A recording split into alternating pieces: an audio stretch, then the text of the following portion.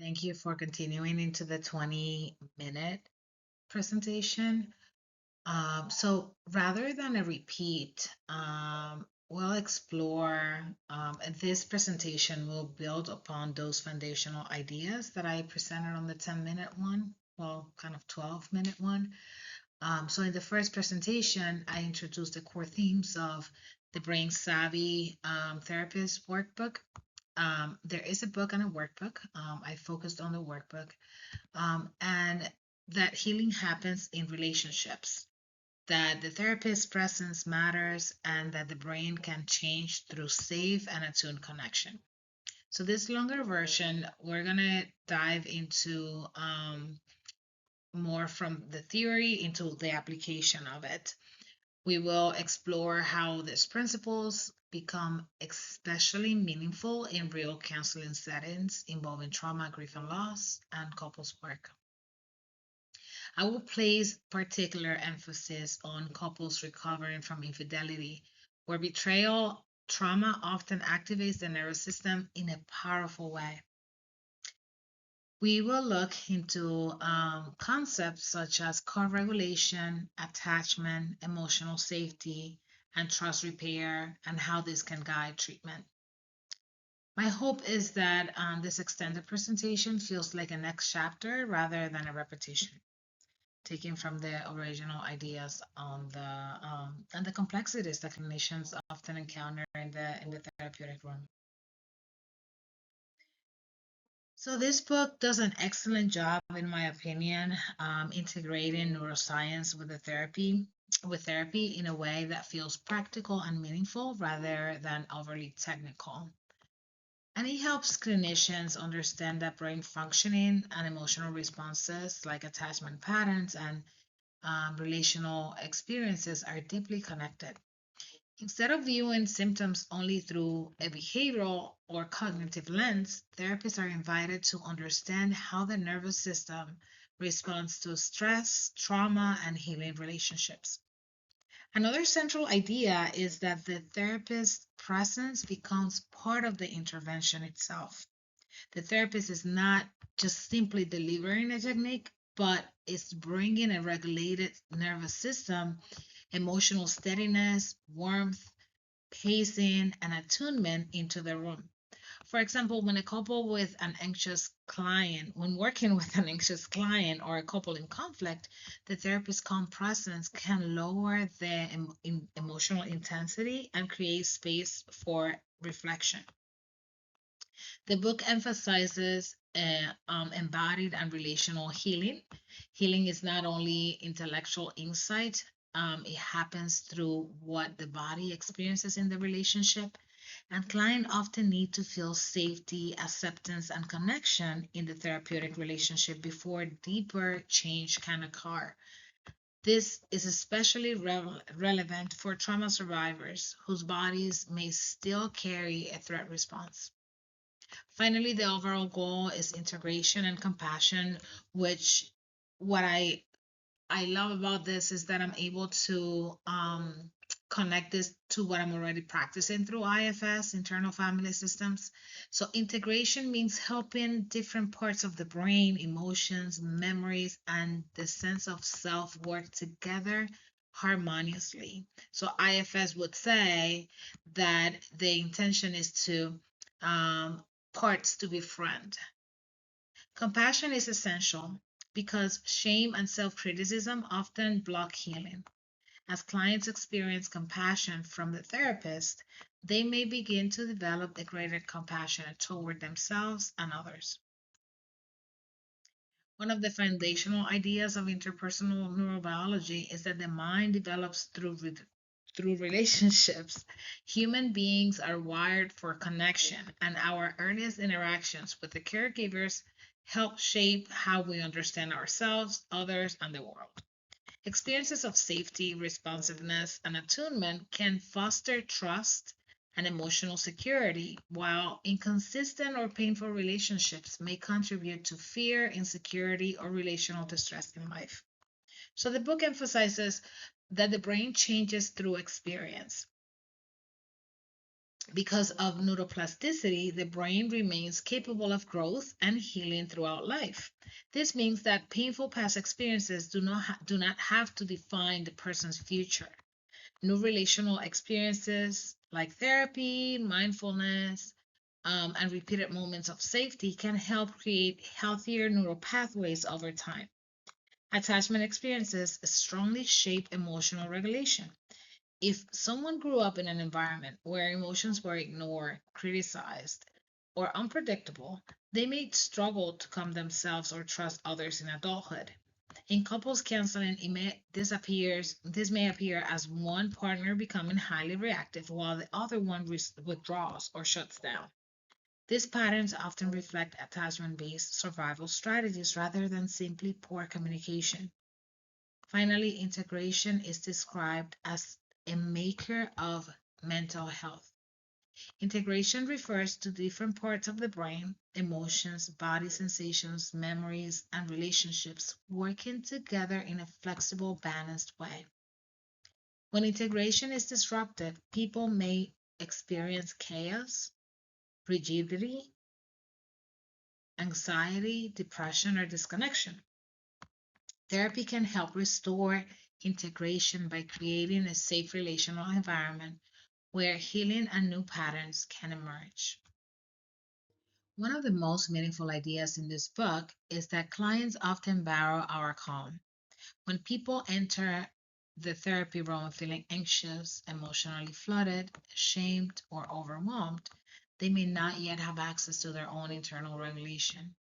In those moments, the therapist's steady presence, calm tone, pacing, and grounded nervous system can communicate safety before words even do.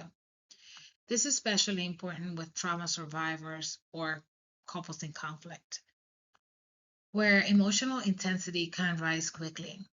Co-regulation happens in session when the therapist helps the client's nervous system settle through attunement and connection. This may look like slowing the pace of the conversation, using a warm and steady voice, helping clients notice their breath, or validating emotions in ways that reduces defensiveness. For example, when a betrayed spouse becomes activated discussing infidelity, the therapist can help contain the moment, normalizing the reaction and guiding both partners back into a safer emotional space. And I think here is where psychoeducation is a great tool, and using mindfulness practices right in session with the client that in my experience not only helps them regulate but it also helps us regulate as we're practicing with them and creating that container, that safe contain emotional container in the therapeutic room.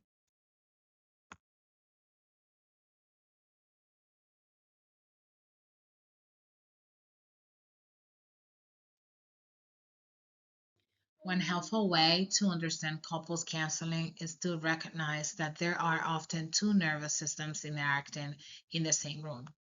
Each partner brings their own attachment history, emotional triggers, coping patterns, and stress responses into the relationship.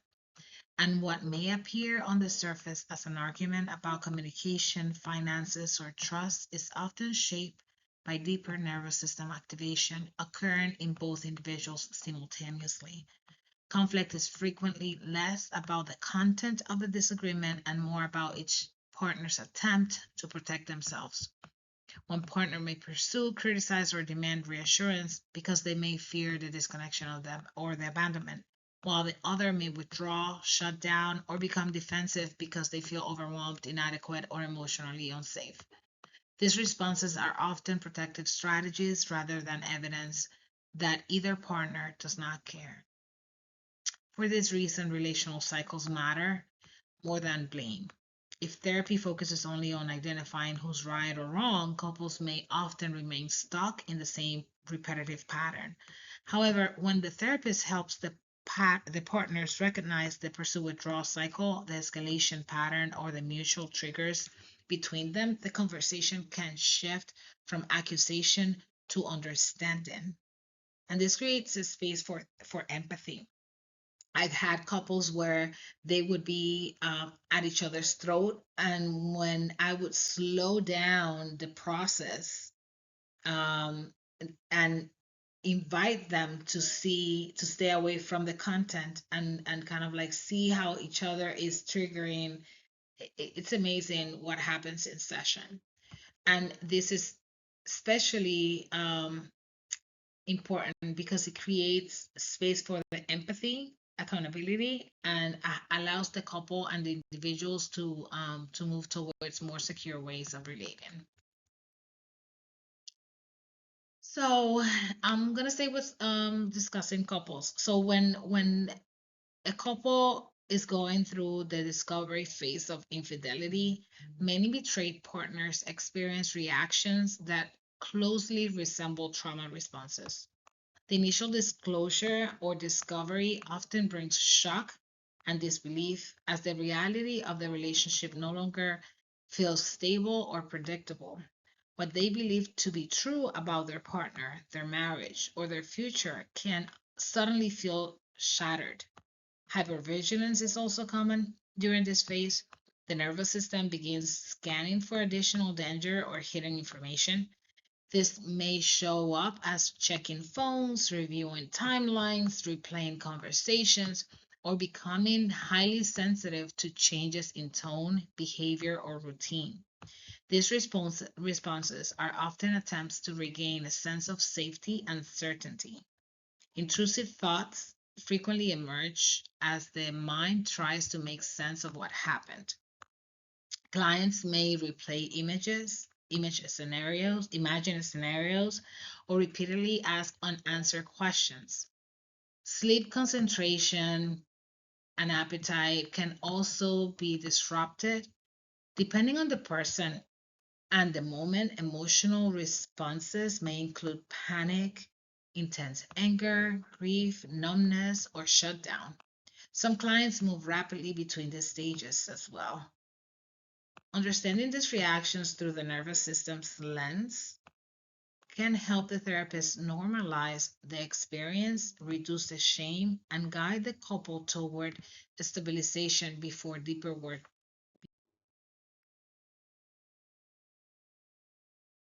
After the discovery of infidelity, the betrayed partner's sense of safety has been disrupted, and the nervous system may move into a heightened state of alert, checking the phone history, searching for additional information is often an attempt to determine whether the threat is ongoing and whether the environment is now safe. Deleted texts or missing information can become especially triggering because they reinforce uncertainty. When trust has been broken, even small gaps in information may activate fear, suspicion, or panic. The mind often interprets secrecy as potential danger. Repetitive questions are also common during this phase. The betrayed partner may ask the same question multiple times, not because they forgot the answer, but because the nervous system is still trying to process what happened and make sense of the conflicting realities. They often they are often seeking coherence, reassurance, and emotional grounding. Disruption is another frequent symptom, and many clients report racing thoughts, intrusive images, difficulty falling asleep, or waking during the night. Their body remain in state of vigilance, making rest difficult. Understanding these reactions through a trauma-informed lens helps therapists validate the pain while guiding the couple towards stabilization, transparency, and eventual repair.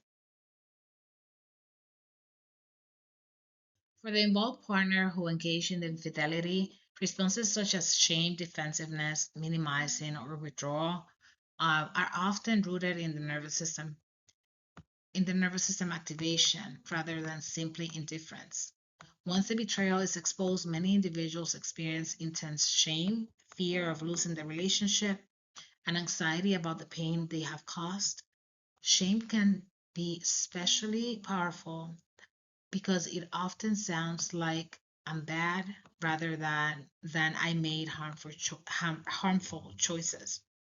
Defensiveness is frequently emerges as an attempt to protect against the overwhelming guilt or criticism. In many distressed relationships, one partner begins seeking reassurance, clarity, or emotional connection, especially after trust has been damaged. They may ask repeated questions, pursue conversation, or express anger in an effort to feel seen and safe again.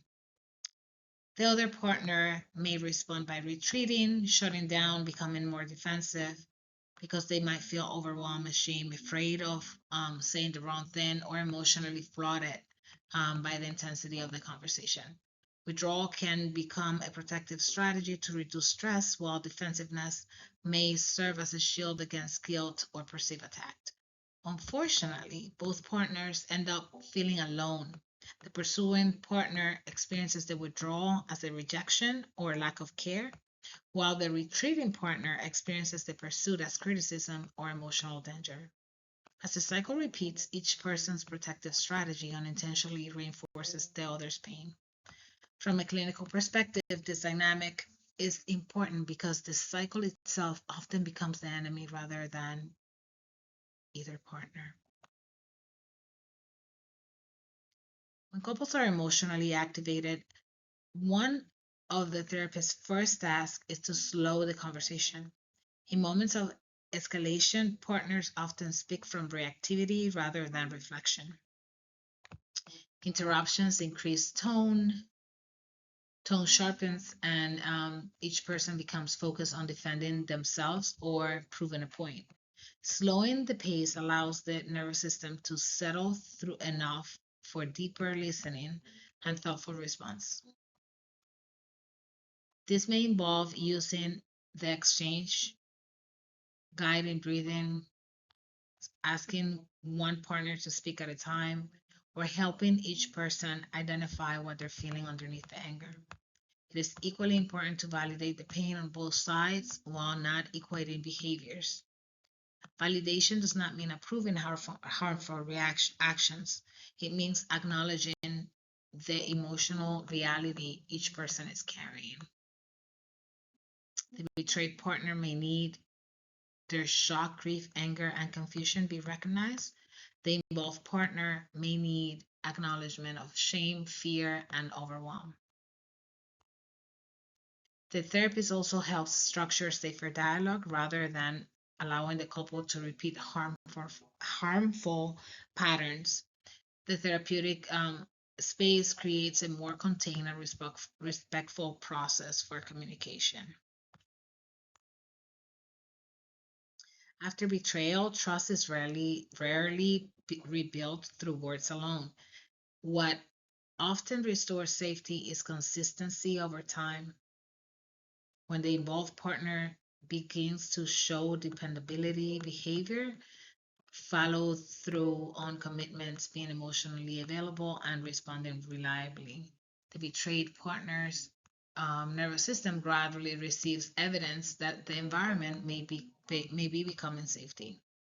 Transparency is also essential because secrecy is often what intensified the original injury. Openness with communication schedule, devices when mutually agreed upon, and willingness to answer reasonable questions can help lower the sense of ongoing threat. Empathy is one of the most important components of repair because betrayal is not only a breach of behavior but an attachment injury.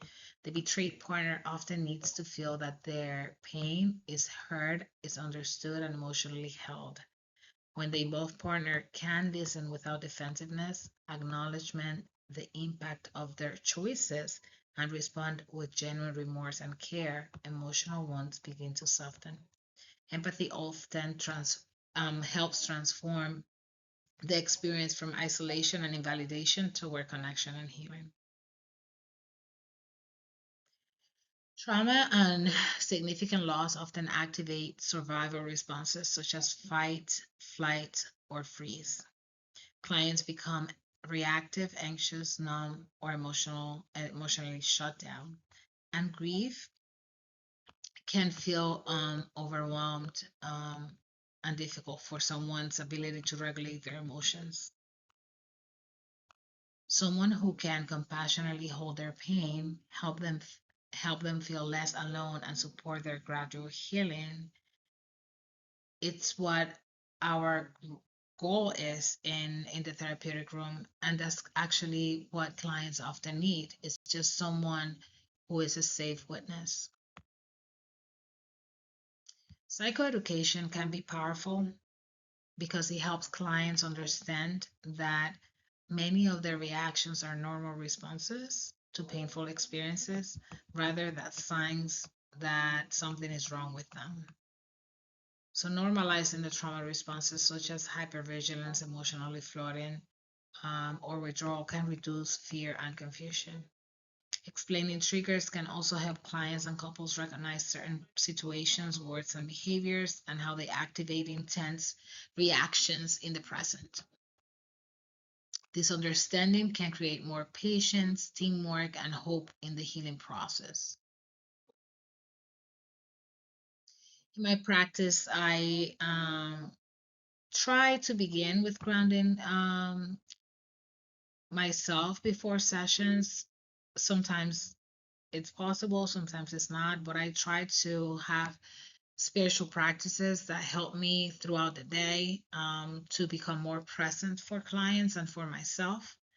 And I noticed that when I don't do that, I'm less effective in the therapeutic room.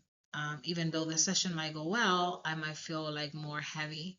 So doing my own therapeutic work as well, like even though I'm not actively in therapy, but I am like connecting with a spiritual director, I'm journaling and I'm like taking care and doing those practices that help my soul, my body, my emotions, and that's typically my way of taking care of me is my way of taking care of being more present in the therapeutic room.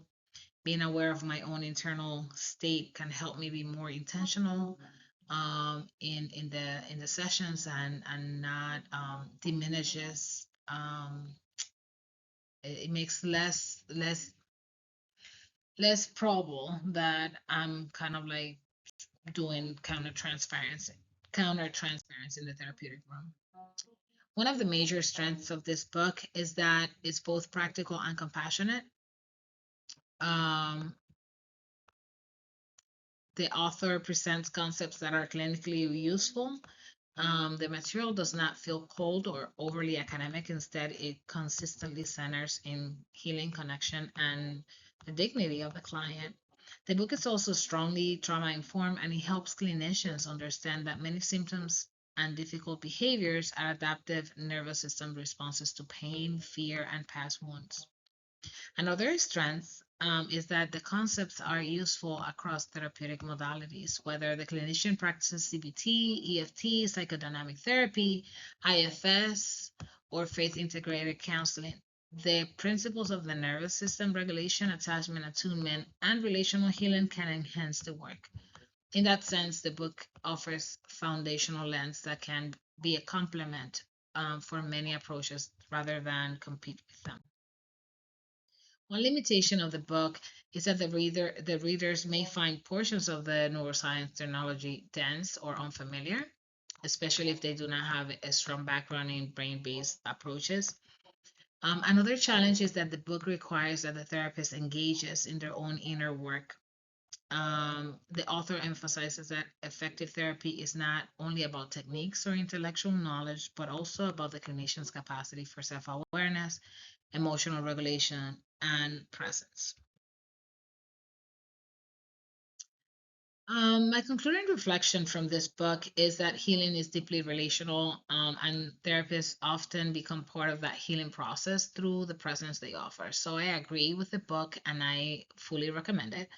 Um, Effective therapy is not limited to intervention techniques or insight alone, but it's shaped by the emotional atmosphere that we create in the room, the vibe, right? So I think that personal neurobiology could be reduced to that vibe that sometimes we say, we feel of the energy of the room. So I appreciate a lot the insight that the book brings into interpersonal neurobiology. I want to thank you for taking the time to engage with my presentation and reflections of this book. I sincerely welcome your feedback, thoughts, and discussions. So I look forward to your comments.